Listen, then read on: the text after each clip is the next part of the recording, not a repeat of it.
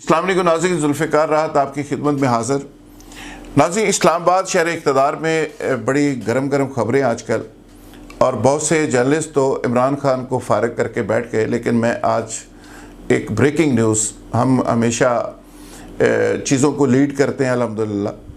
जब इमरान खान के लिए सूरत हाल बहुत ज़्यादा ख़राब थी, उस वक़्त भी हमने निशानदेही की थी, फिर फॉलो करते करते बहुत सारे लोग इस लेवल तक चले गए कि इमरान खान को फारिग करके पता नहीं हुकूमत का फातिहा पढ़ के वो वापस भी आ गए।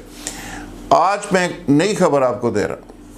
नई खबर ये है कि अब एक और फैसला हो गया, क्योंकि चीज़ें होता ही है कि कुछ प्लान्स बनते हैं, फिर वो एग्जीक्यूट होते हैं, कुछ एग्जीक्यूट हो सकते हैं, कुछ नहीं होते, कुछ रास्ते में रह जाते हैं। बहुत सारी प्लानिंग, बहुत सारी चीज़ें, जिस तरह मैंने कल परसों अर्ज़ किया था कि जैसे स्टॉक एक्सचेंज में चीज़ें चल रही होती हैं, उसी तरह पाकिस्तान के या हर रियासत के अंदर मामला, लेन देन, चीज़ें तय हो रही होती हैं। कहीं पे कुछ छोड़ रहा होता है, कहीं पे कुछ ले रहा होता है, कहीं पे कुछ लूज़ कर रहा होता है, कहीं पे कुछ गेन किया जा रहा होता है। तो इसी तरह पॉलिटिकल पार्टीज़ कुछ जगह पे रजू करती रहती हैं, और किसी को रिलीफ मिल रहा है, किसी को कुछ हो रहा है, किसी को कुछ हो रहा है। तो इमरान खान के बारे में जो ख़तरा बहुत ज़्यादा था, वक्ती तौर पे वो टल गया। उसकी सबसे बड़ी मिसाल ये है कि जो मुश्तरका सेशन बुलवाया गया था वो मनसूख हो गया था, जिसको लोग इम्पोर्टेंस दे रहे थे कि अगर जॉइंट सेशन मनसूख हो गया तो इसका मतलब ये है कि अदम एतमाद हो गया। अदम एतमाद इस सेंस में कि आपकी अलाइज पार्टी आपका साथ नहीं दे रही, आपने एक जॉइंट सेशन बुलवाया और जॉइंट सेशन आगे प्रोसीड नहीं हुआ, फिर आपको कैंसिल करना पड़ा। तो बात यकीनन अलार्मिंग थी, बहुत खौफनाक थी। अपोजिशन सर पे चढ़ाई करके बैठी हुई थी, पीडीएम जलसे जुलूस के साथ साथ अदम एतमाद की तैयारी करके बैठी हुई थी। सारी चीज़ें अलाइन थी, और जो अलाइज थे, जो बैसाखियाँ थी, वो एक एक करके निकल रही थी। आज की ताज़ा खबर यह है कि वो बैसाखियाँ फिर जुड़ना शुरू हो गई हैं, और दोबारा से गवर्नमेंट ने अपने अलाइज को मना लिया है, या जिन्होंने मनाना था उन्होंने उनको कहा कि जी मान जाएं अच्छे बच्चों की तरह।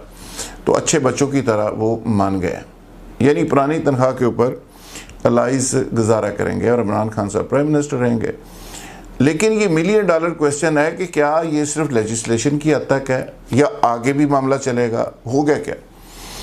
तो असल खबर यह है कि इस महीने में तो कुछ नहीं हो रहा, सॉरी इस साल में तो कुछ नहीं हो रहा, 2021 में यहाँ तक तो स्टे हो गया कि जी ये जॉइंट सेशन भी होगा। जॉइंट सेशन के अंदर जो लेजिस्लेशन का मामला है वो भी होगा, वो मैं आपको अर्ज़ कर देता हूँ। एक तो ईवीएम मशीन वाला मामला है, ई वोटिंग वाला मामला है, यानी ओवरसीज़ के जो वोट पड़ने हैं वो मामला है, नैब ऑर्डिनेंस है। इस तरह के कुछ बड़े इम्पोर्टेंट किस्म की लेजिस्लेशन है जो होने जा रही है। और ये भी खबर है, आप सुन चुके, अपोजिशन ने मुतअद्दिद बार कहा कि अपोजिशन इस लेजिस्लेशन के ख़िलाफ़ सीधी कोर्ट में चली जाएगी, तो एक कन्फ्लिक्ट क्रिएट हो जाएगा। लेकिन दूसरी तरफ गवर्नमेंट को सरे दस्त कुछ नहीं हो रहा, गवर्नमेंट सस्टेन भी करेगी, और जो इत्तेहादी हैं वो पुरानी तनख्वाहों के ऊपर गुजारा भी करेंगे।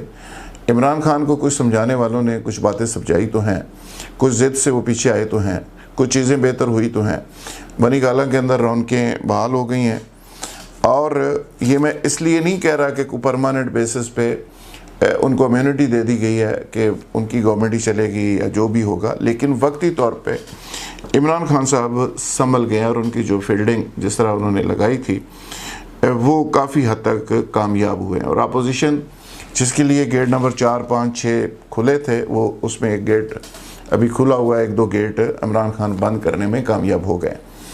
और अभी जो ब्लंडर वहाँ से आ रहे हैं लंदन से, वहाँ पे सूरत हाल दोबारा से पैनिक हो गई है, क्योंकि इमरान खान तो इस ज़िद से पीछे हटने को तैयार ही नहीं किसी सूरत में कि वो नवाज शरीफ साहब को या नून लीग को कोई रिलीफ दें।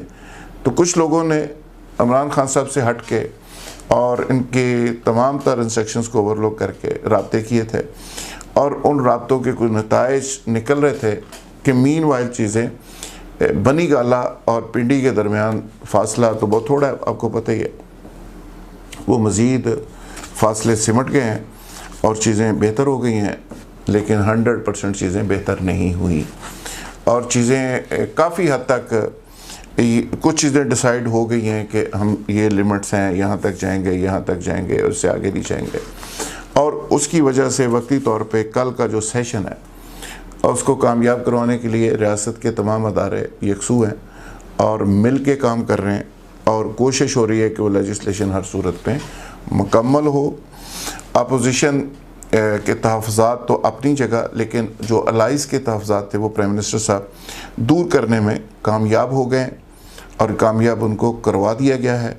और अभी कल जो अलाइज़ हैं वो उस पर पूरी तरह से पार्टिसिपेट करेंगे और ये लेजिस्लेशन हो जाएगी। लेकिन उसके बाद एक नया मरहला ऐसा आएगा टकराव का जो अपोजिशन के साथ होगा, उसका एक नया आगाज़ होगा और वो आगे फिर दिसंबर से ऑनवर्ड वो चीज़ें चलती रहेंगी। और उसके अंदर होती तो सर्दी है दिसंबर में, लेकिन सियासत के अंदर काफ़ी हिद्दत रहेगी। इमरान खान साहब को कुछ फार्मूला दिया गया है, अगर उस फार्मूले के ऊपर वो अमल किया तो वो सस्टेन कर जाएंगे, अगर अमल ना किया तो फिर अदम एतमाद की जो तैयारी अपोजिशन ने की हुई है वो उसी तरह एग्जीक्यूट हो जाएगी।